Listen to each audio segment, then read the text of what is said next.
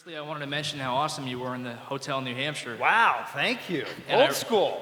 I really hope that Miramax makes more films like that to really need- push the envelope. And if Thank anyone you. hasn't seen it, you really should. Here's my question. You both seem like very intuitive men.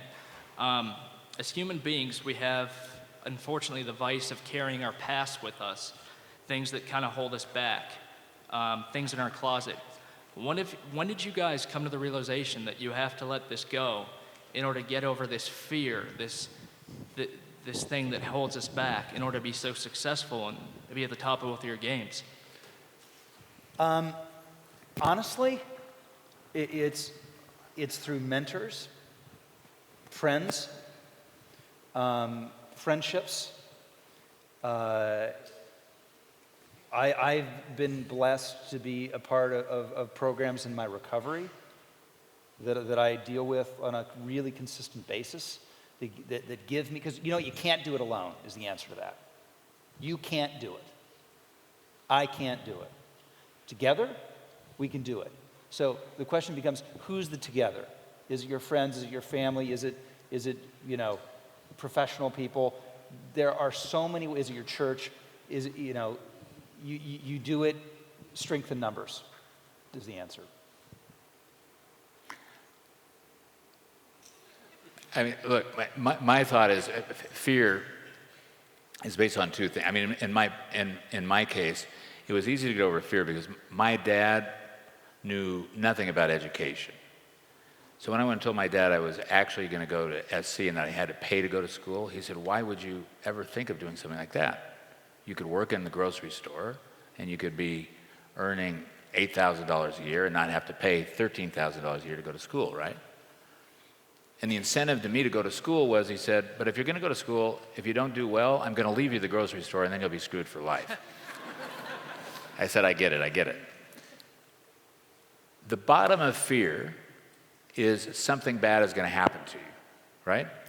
So the problem with your generation, and it's not you, I can see you're fit, you're in shape, you're focused, your question is right on target, and you've got these two sets of your personality.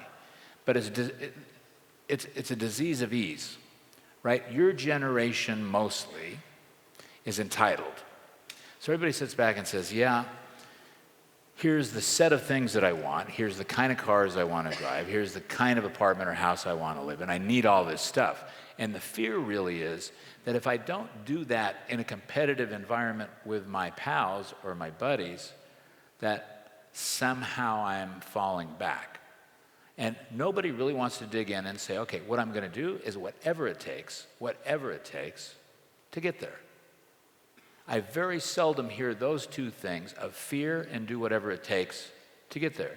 Because the only fear of doing whatever it takes to get there is pain. And you can handle pain. Pain is a good thing. You learn more from pain. You wouldn't know what happiness is if you don't have pain, right?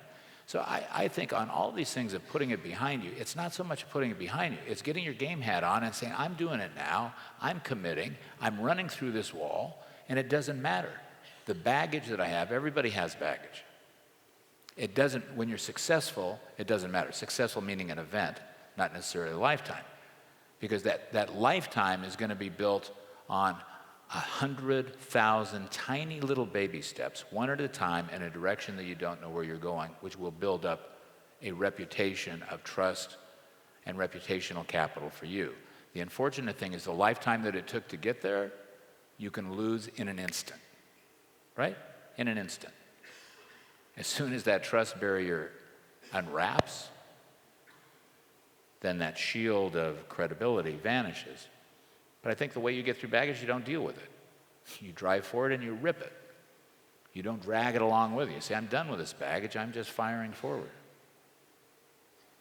Thank you. People love energy. Thank you, gentlemen.